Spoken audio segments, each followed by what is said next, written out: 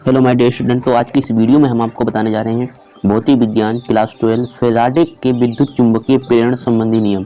ठीक है, ये आज हम फिजिक्स का बताएंगे फेराडे का विद्युत चुंबकीय प्रेरण संबंधी नियम, और कल हम आपको बताएंगे केमिस्ट्री का फेराडे का नियम। ठीक है, तो आज हम फिजिक्स का देख लेते हैं फेराडे का नियम, और कल हम केमिस्ट्री का आपको बताएंगे। ठीक है, तो ये मोस्ट इंपॉर्टेंट है, परीक्षा में पूछा जाता है कि फेराडे का नियम लिखिए। आज हम प्रथम तथा द्वितीय दोनों यहीं पर आज बता देंगे। ठीक है, आपको दोबारा वीडियो नहीं देखनी पड़ेगी। ठीक है, तो इसको आप अंडरलाइन कर लेना है बोर्ड में, लेकिन मैं कर रहा हूँ ऐसे ही आपको कर लेना है अंडरलाइन। ठीक है, स्केल से आपको करना है। ठीक है, फेराडे की विद्युत चुंबकीय प्रेरण संबंधी नियम में मैंने हेडिंग डाल दी है। अब हम सबसे पहले प्रथम नियम को देख लेते हैं। प्रथम नियम क्या है? प्रथम नियम, इसे हम क्या कहते हैं? इसे हम न्यूमैन का नियम भी कह देते हैं। न्यूमैन का नियम, इसे हम इस तरह से भी कह देते हैं कि न्यूमैन का नियम किसे कहते हैं। ठीक है, ऐसे भी पूछा जा सकता है कि न्यूमैन का नियम क्या होता है, और ऐसे भी पूछा जा सकता है कि प्रथम नियम क्या है फेराडे का। ठीक है, अब हम पहले सबसे पहले न्यूमैन का नियम समझ लेते हैं क्या होता है। देखिए, इस नियम के अनुसार, इस नियम के अनुसार क्या क्या होता है? कामा इन्वर्टेड कामा आपको शुरू कर लेना है। फिर क्या लिखना है? किसी कुंडली में क्या होता है? किसी कुंडली में, कोई भी कुंडली है, ठीक है, किसी कुंडली में क्या है? प्रेरित विद्युत वाहक बल। प्रेरित विद्युत वाहक बल, प्रेरित विद्युत वाहक बल को हम किससे डिनोट करते हैं? ई से करते हैं डिनोट। ठीक है, और चुंबकीय फ्लक्स,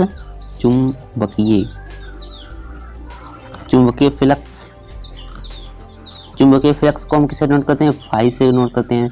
तो यहाँ पर फाई लिख देंगे। ठीक है, फाई ई से डिनोट करते हैं। ठीक है, और चुंबकीय फ्लक्स परिवर्तन की, ठीक है, परिवर्तन की ऋणात्मक दर के बराबर होता है। ऋणात्मक दर के क्या होता है? बराबर होता है। अभी समझाएंगे आपको। बिल्कुल सटीक भाषा यही है। ठीक है, इसकी और फिर बनाने तो को भी और कुछ भी बना सकते हैं, लेकिन यहाँ पर सटीक भाषा मिलेगी। ठीक है, यहाँ पर मैंने क्या लिख दिया है कि इस नियम के अनुसार किसी भी कुंडली में प्रेरित विद्युत वाहक बल ई चुंबकीय फ्लक्स फाई ई परिवर्तन की ऋणात्मक दर के बराबर होता है। चुंबकीय फ्लक्स परिवर्तन की ऋणात्मक दर के बराबर होता है। इसका फार्मूला ई बराबर minus D phi upon D T. इसका फार्मूला ये है, इसे आप तैयार कर लेना फार्मूले को।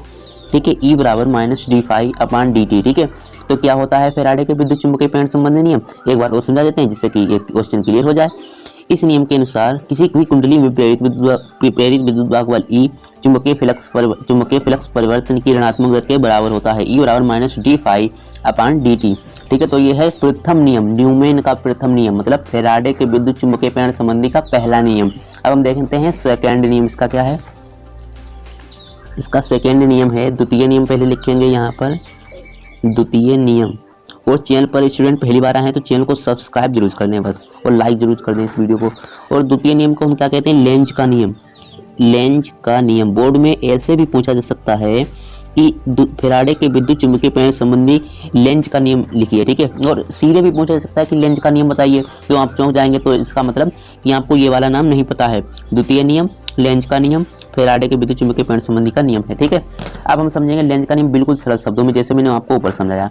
क्या होता है? किसी भी इस नियम के अनुसार पहले लिख देते हैं जिससे कि आपको सरल रहे। ठीक है, इस नियम के अनुसार, बिल्कुल स्किप नहीं करना है वीडियो को, सीधा देखना है। इस नियम के अनुसार किसी कुंडली में इस नियम के अनुसार किसी कुंडली में क्या होता है? क्या उत्पन्न होता है? प्रेरित विद्युत वाहक बल, प्रेरित विद्युत वाहक बल क्या होता है? प्रेरित विद्युत वाहक बल तथा भी समझाएंगे आपको और बारीकी से। तथा प्रेरित धारा, मतलब प्रेरित विद्युत धारा कह लीजिए, बात वही है। प्रेरित धारा की दिशा सदैव ऐसी होती है। कैसी होती है? अभी आपको समझाएंगे। ऐसी होती है जिस कारण देखिए, जिस कारण वह उत्पन्न होती है, ऐसी होती है जिस कारण वह उत्पन्न होती है उसी का विरोध करती है या उसका विरोध करती है, ठीक है, उसका विरोध करती है। भी आपको समझाएंगे, स्किप नहीं करना है, करती है। यह नियम किस पर कार्य करता है? ऊर्जा संरक्षण के सिद्धांत पर कार्य करता है। एक थोड़ा सा ऊपर करेंगे हम, अब यहाँ पर लिखेंगे यह नियम, ये आपको काले कलम से लिख देना है। यह नियम किस पर कार्य करता है? ऊर्जा संरक्षण के सिद्धांत पर, ऊर्जा संरक्षण के सिद्धांत पर कार्य करता है। अब समझाएंगे आपको बिल्कुल बारीकी से, ठीक है। क्या होता है? इस नियम के अनुसार किसी कुंडली में उत्पन्न, देखिए किसी भी कुंडली में उत्पन्न प्रेरित विद्युत भाग वाले, प्रेरित विद्युत भाग को हम किससे डोट करते हैं? ई से डोट करते हैं, तो आप ई भी लिख सकते हैं यहाँ पर, ठीक है। तथा प्रेरित धारा, धारा को हम आई से डोट कर देते हैं, ठीक है। प्रेरित धारा की दिशा, प्रेरित धारा की जो दिशा होगी वो सदैव ऐसी होगी या ऐसी होती है जिस कारण, किस कारण वह उत्पन्न होती है, जिस कारण वह उत्पन्न होती है। प्रेरित धारा की दिशा सदैव ऐसी होती है जिस कारण वह उत्पन्न होती है उसी का विरोध करती है, जिस कारण वह उत्पन्न होती है उसी का विरोध करती है। इसे हम द्वितीय नियम या लेंज का नियम कहते हैं। यह नियम किस पर कार्य करता है? ऊर्जा संरक्षण के सिद्धांत पर कार्य करता है। यह नियम ऊर्जा संरक्षण के सिद्धांत पर कार्य करता है। एक नंबर का पूछा जा सकता है कि लेंज का नियम किस सिद्धांत पर कार्य करता है, तो आप बताएंगे आपको कि ऊर्जा संरक्षण के सिद्धांत पर कार्य करता है लेंज का नियम या द्वितीय नियम, ठीक है। तो आप इसे समझ चुके हैं? नहीं समझे तो एक बार वो सुना दे रहे हैं। देखिए आपको यहाँ पर तैयार करना पड़ेगा एक्सप्रेशन को।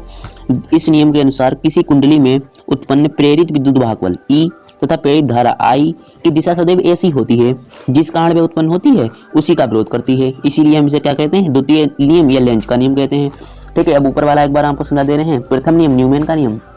इस नियम के अनुसार किसी कुंडली में, इस नियम के अनुसार किसी भी कुंडली में प्रेरित विद्युत भागबल ई चुंबकीय फ्लक्स फाई परिवर्तन की ऋणात्मक दर के बराबर होता है, परिवर्तन की ऋणात्मक दर के बराबर होता है। इसका फार्मूला ई बराबर minus D phi upon D T, ठीक है।